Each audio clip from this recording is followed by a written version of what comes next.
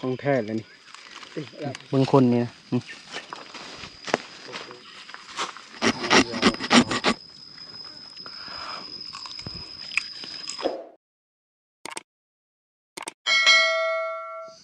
สบายดีพ่อแม่พี่น้องสบายดีตอนเช้านะได้ยินเรือเขาเจ้าไปหากินนะประมาณ3-4 ลำเนี่ยแหละเขาลงลุมอีกเขาคือสิไปเบิ่งป่านะป่าที่บ่พังไปเบิ่งมื้อนั้นแหละห้วยอยู่ลุมนะเพิ่นไปประมาณ8 คนนี่แหละแต่เขาไปไวอะเลยเพราะว่าเรือมีแต่เรือน้อยนะเรือเขาเจ้านะเบิ่งบรรยากาศตอนเช้านี่บ่มีลมบ่มีหยังเลยนิ่งอย่างเดียวแล้วก็ยินปลาบอนนะแห้งอะลิอยู่ลุมในพานมาพังพอวันนี้เพิ่นกลับแหละเพิ่นกลับไวอะลิในพานบานลอยนะลอยน้ำบานเพิ่นวันนี้แหละคือแม่นเพิ่นแหละขี้เหือนแล้วก็ตัดไปพุ่นเลยนะแต่ว่าพังเมื่อต้องไปสื่อแต่นี่ไปตามนี้เลยนี่ตามบังเลยผมไปเบื้องนี้ก็ไกลนะไปเบื้องนี้ก็ใกล้ต้องตัดในวังนั่นแหละมองที่บ่อพังใส่กะยังบ่ทันยามเถื่อวันนั้น2 ด่างเลยถ้าว่าบ่มีลมแบบนี้เฮายาม11-12 โมงก็ได้ถ้าว่าลมนะเฮาก็สิเบิ่งก่อนนะรุ่นเสียงนกกระลางจังใดก็มีแต่ท่าติดตามนำทีมงานเฮาอีกนะเฮาก็สินึ่งข้าวแล้วก็สิไปรับเพิ่นเลยนะสำนี้เพิ่นกำลังเอาหมู่ลงแหละจังใดก็มีแต่พาพ่อแม่พี่น้องไปติดตามรับชมกันว่าสิใหญ่หรือน้อยนะในพานเพิ่นใด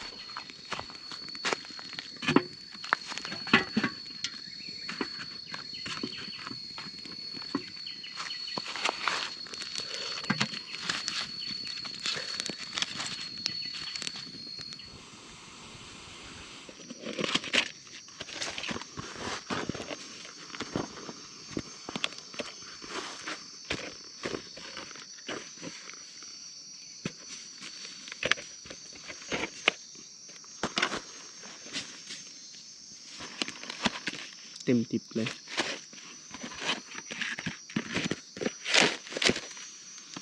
ข้าวของเฮาก็สุกเรียบร้อยแล้วเฮาก็สิไปหาเลยไปหาในพานอยู่ถึงไปเฮียงคนเขาเลยโถไอเดือนบ่ออนปรากฏยังบ่ทันกินฟันยังขึ้นนี่ไอเฮียงไม่ได้พันยังเลยนอนมวนเมื่อยเนาะไปเอาเรือไปนะ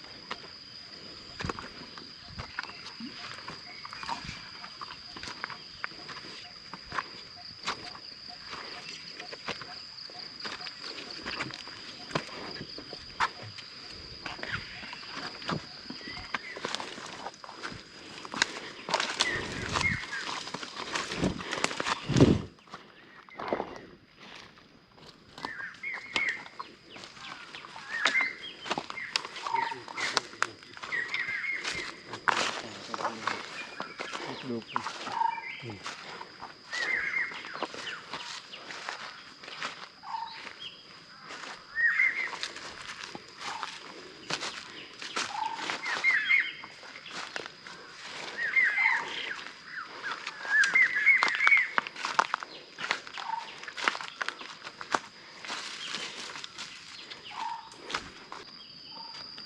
หอดทางใหญ่แล้ว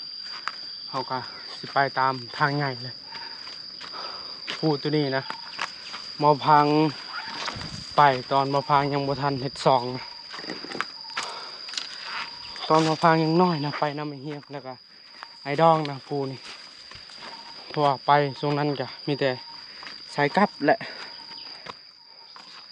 แต่เราลองไปมื้อนี้เบิ่งก็เปลี่ยนหลายอย่างอยู่เส้นทางกับแปลนตอนนั้นนะโอ้บกไปเลยเพราะว่าสาเหตุที่แปลนนะควายงัวเขาปล่อยเท่านี้นะงัวควายอะชนเผ่าบลูแหละเพิ่นก็อยู่เทิงอีกนะมันมาพังผักก็อยู่ลุ่ม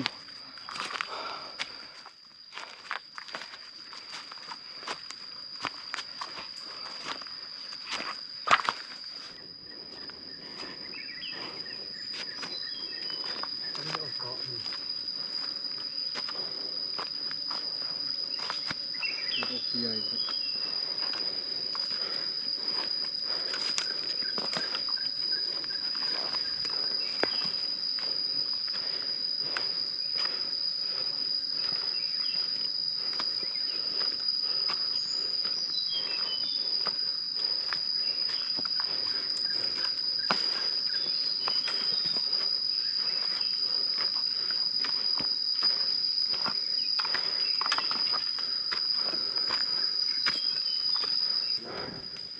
ไก่ป่า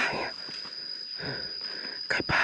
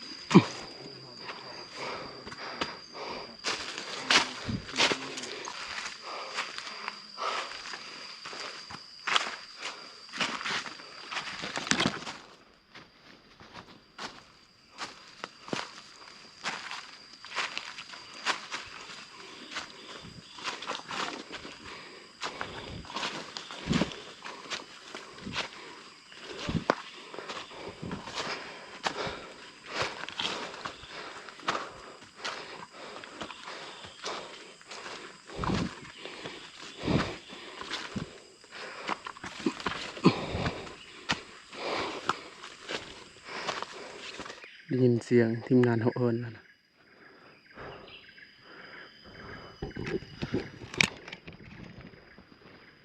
ฮอนั้นขึ้นกะเดี๋ยวพุ่นนะฮอตพีกับพ่อแห้งแล้ว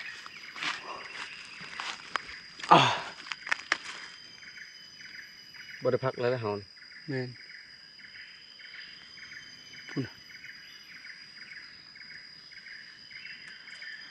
ค่อยขึ้นค่อยลงเอามัน ตัวนี้ฮาเซกับพ่อแห้งเนาะแต่ละคนก็ยังบ่ทันกินเขาวซะหมูคิดอยากเขาเลยสัตว์ ปลาเข็ดนี้หลายอะไรได้ยินเสียงนกเห็นก็ฮ้องแต่บ่พังไปลัดบ่ฮอดจุดนี้นะนกกระดกทั้งนั้น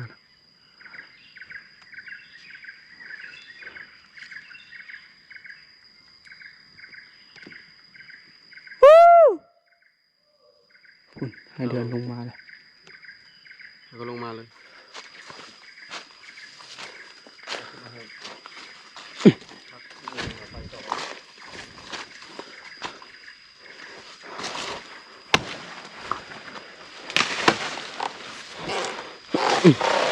อนามัย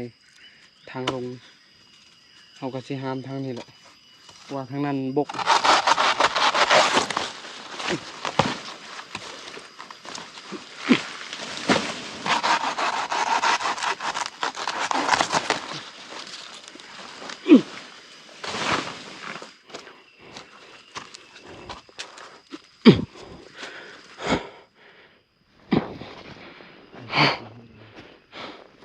อะไร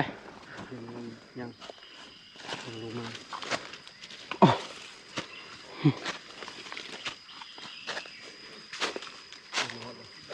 ลงมาเลย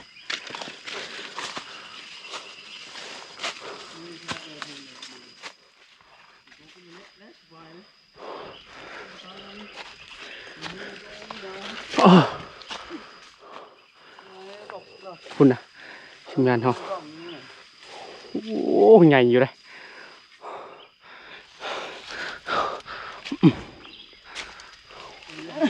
โอ้ให้เดือนจัดเลยเนาะเห็นบ่ของแท้เลยนี่โอ้คุณนะทำนะ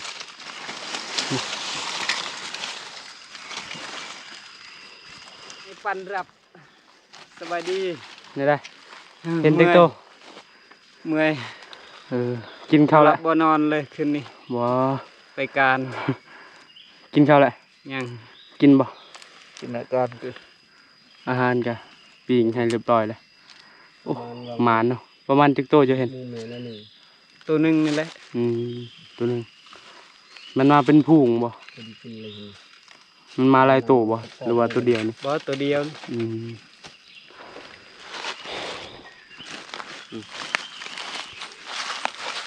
ของแท้หน่อยเฮียโต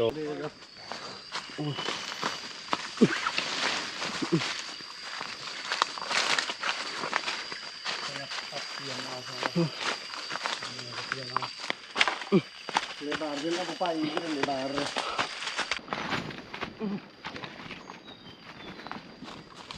ya bro jangan dulu nah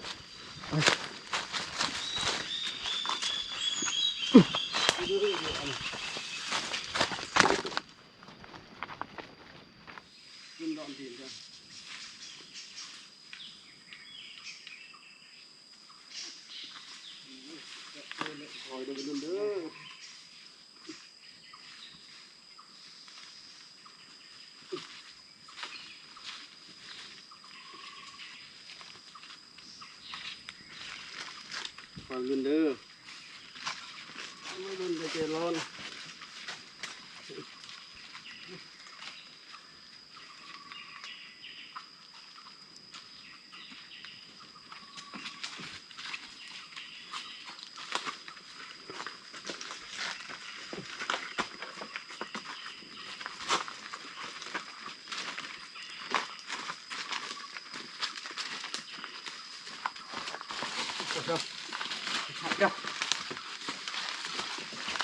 tao lệnh bò bột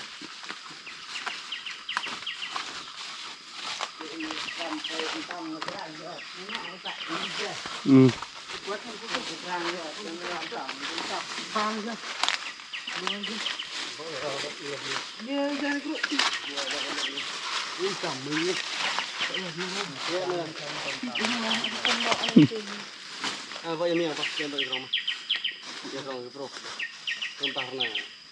อยู่เมียงเฮงโยโย่ยาบ่ผ่อนกันบ่ไหวเลยเส้นทางไหนยากต้องคอยลงนะเพราะว่ามันเพลวนะถ้าเราลงบ่ระมัดระวัง คือว่าบ่ฮอดบอลแหละทำเพิ่งคนนี่นะคุณนะ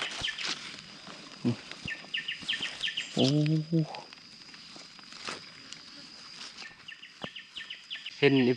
14ให้กำลังใจบ่พางว่าให้มันมานเด้อให้ได้หมูป่าให้ได้พานมื้อนี้ถึงว่าบ่พางบ่ได้แต่ก็ในพานเฮาจัดก็เป็นทีมงานเดียวกันแหละนี่แต่ถ้าติดตามอีก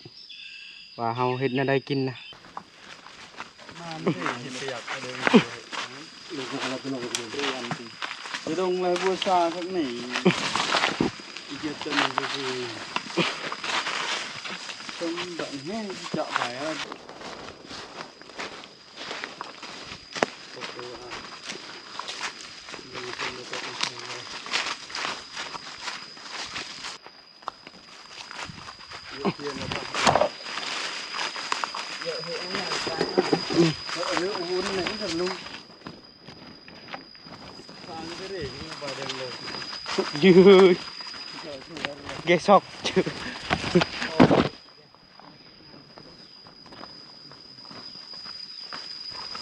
งานก็ไม่ไปเดียวทางบางก็เหนือก้าวกลานต่อกันตามไป เปลี่ยนกันหามอีกนะเฮียงกับบ่พางเมื่อยเลยให้ในผ่าน2คนอีกหามต่อ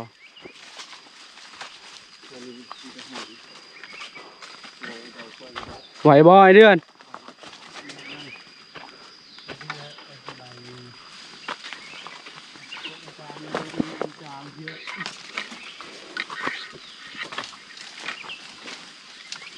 nhà vịt xí ba này thằng đã tỉ xí ba này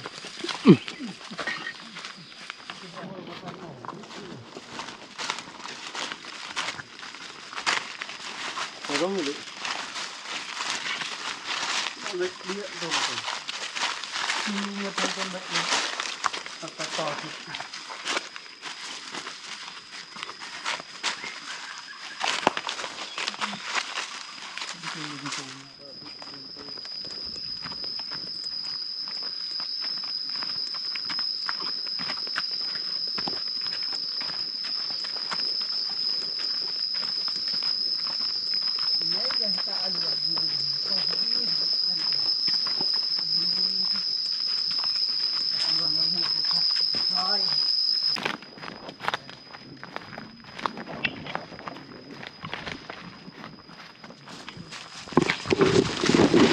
rồi quên rồi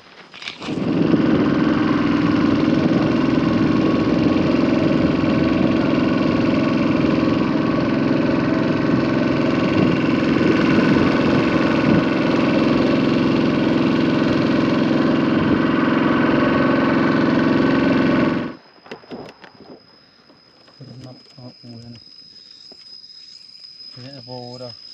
thằng tụi nào vậy nàng phim thàn là thay cái gì phim đâu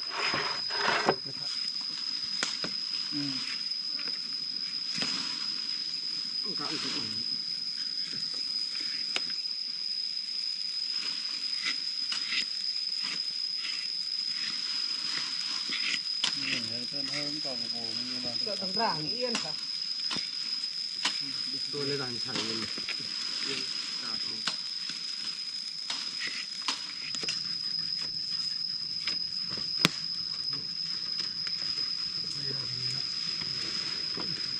lắm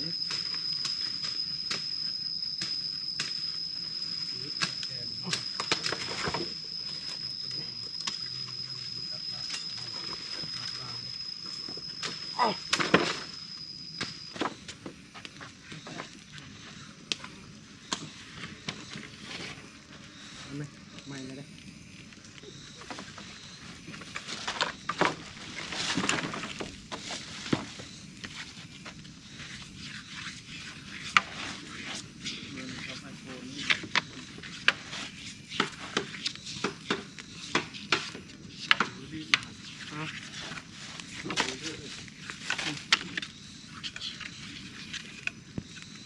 lát lên cho con quên là ca gì này còn được cuộc quăng này này thì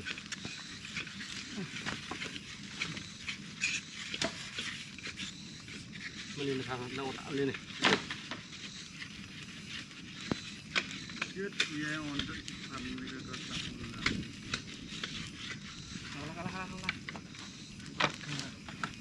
ให้เราดูภาพให้มันสึกละเสียเหี้ยก็ต้องเจอเด็กเราหลานเลยเยอะไป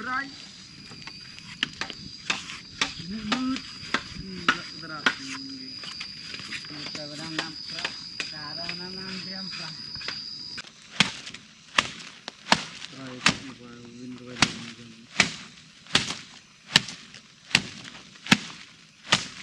ทางลัดนั่นฮะกาดเชื้อเละนี่มีแต่เบิ่มๆcáiตะโกนnày chứ giờ ở bu ănแต่ยองละกันจำได้บุกน้องเนี่ยน้ำกวางเลยกลัวให้บุกกลัวตะบุกผมเปล่าๆใช่บุกกาดดีไว้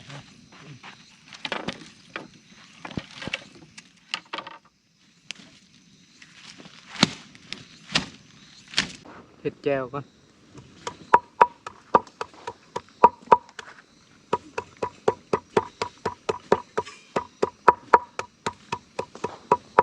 เยอะ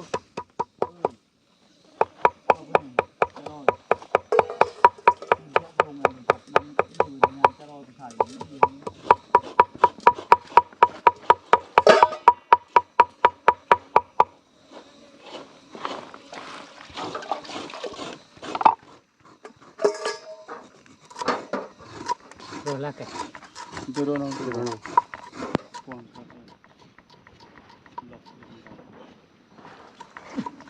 ไอเฮียงกับบพังมายำไรทำอะไรเห็นแต่หอยมืดหอยกันจะกินหอยหมูหอยฟานยังบ่ฮอดมืออ๋อพิมพ์เนาะบ่ไว้รวมเท่าพิมพ์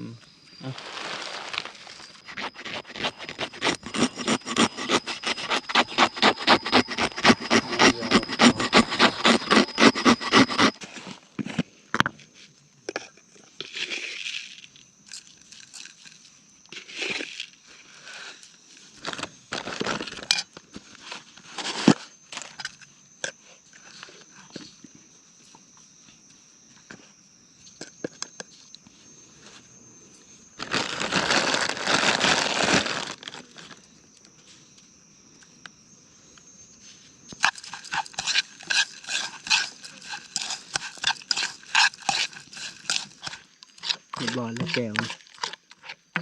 โอ้ผักเอามาบุคคลมีแต่ผักบัวนะใส่บนนี้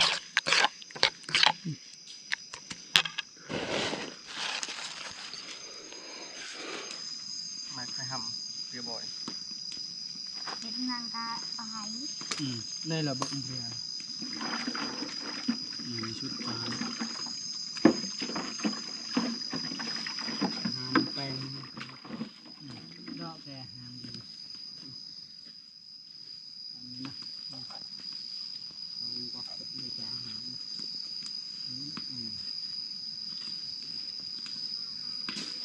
ป้อนโดนแล้วนะคือโบนจ้ะโบป้องเป็นเถาเนาะเอาพังสิปิงซีนติดนังนะ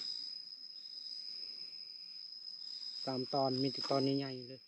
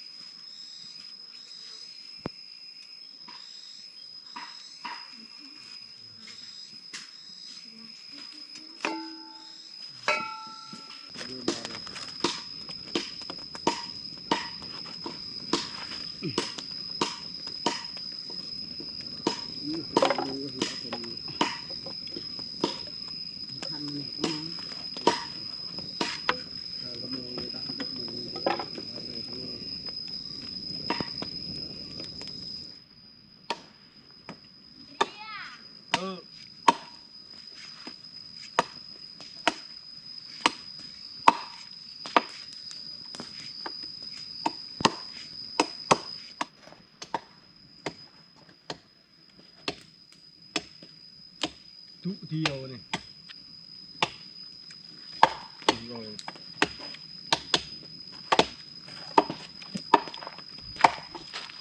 สุกเรียบร้อยแล้วปีงของเขาโอ้สามตอนนี้ไงเลย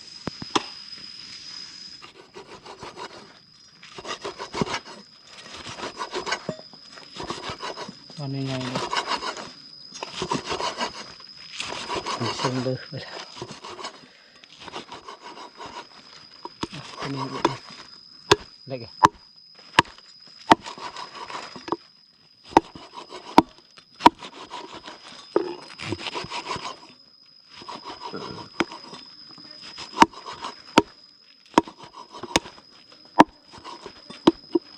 ไม่จ่าไม่ได้หลักแกเนื่อยจังการจะใช้ยีเจยุนังนี่จะไปใช้จะไปเชื่อเสือดงเนี่ยมันนำนี่เน่าไงก็lạiตีเถอะเงียบเงียบ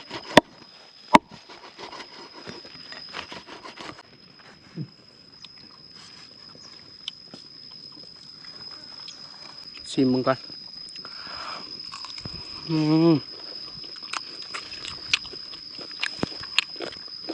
ดมชิม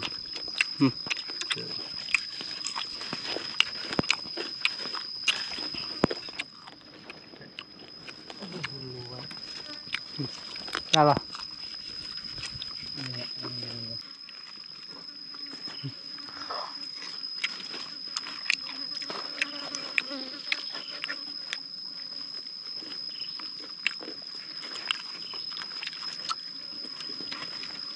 ทายอย่างน่านะพิมพ์ถูกป่ะอย่างน่าเน็กนี่เยอะ ไม่โดนเลย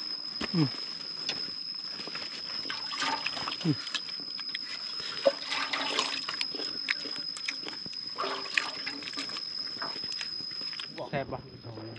แทบมันได้เป็นคนกินข้าวกัน แล้วนะ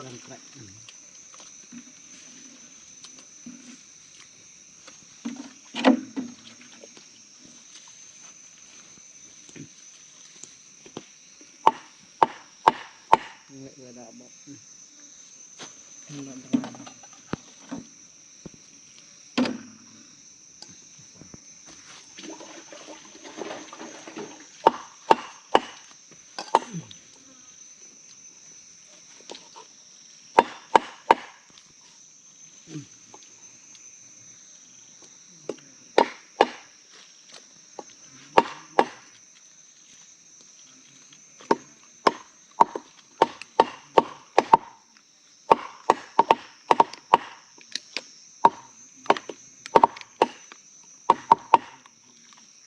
ไอเดือนแบ่งซีน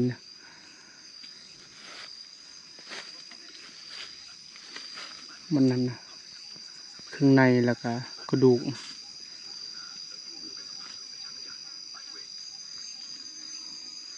ผู้แบ่งน่ะไล่ตั้งห้างไอเดือน แบ่งเลือกเบิ้งมาแล้วก็ได้ยิงว่าตั้งห้างอีก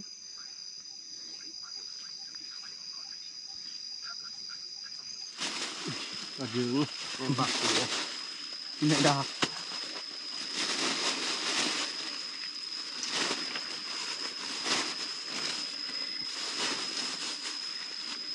เปื่อยแล้วเบาผ่านมีหอมแก้มเลยหน่อย ไม่เกี่ยวกับมันจะตาย ตามมัน โอ้ได้ลายอยู่ได้ลายอยู่ผู้มานเอาหน่อยเด้อนี่เฮีย ไฟก็มาชดนะพัง เลยผู้มานเอาน้อย ไฟประมาณมันจะเจ้าได้ตัวเดียวไปได้หาแต้มลายกว่าเราอีก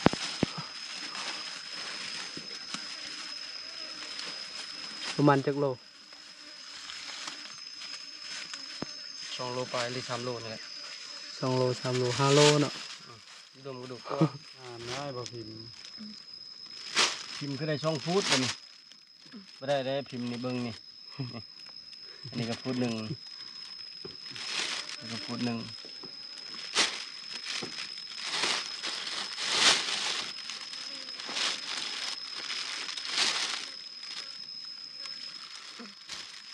โอ้หนังงาม อย่าเอาเบิดได้ จับเวลาไม่พิมพ์ จง จับ ไว้ เวลาเราจับสี่ยามเลย อย่าเอาเบิดเด้อจงไว้เด้อ มือโบราณเราจับนั่นแล้วพิมพ์มีใบหำอยู่กินเลยหำมันพิมพ์หำหมู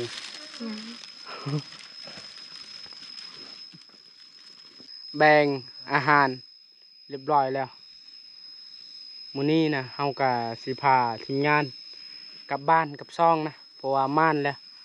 ได้ของฝากคนทางบ้านแล้ว พักให้มี ก็แบบนี้แหละพ่อแม่พี่น้องมือม่านแบบนี้กลับไว บ่มันบ่ได้ มือบ่ม่านนะ บ่ได้ เฮาก็หาต่อบางทีเฮานอน3-4มื้ออีกนะอันนี้ม่านคือว่าเฮากลับแล้ว เอ้าสำหรับอีพีนี้ก็สิบ่มีหยังไรก่อนอื่นก็ต้องขอบใจพ่อแม่พี่น้องที่ติดตามและให้กำลังใจโอกาสหน้าพบกันใหม่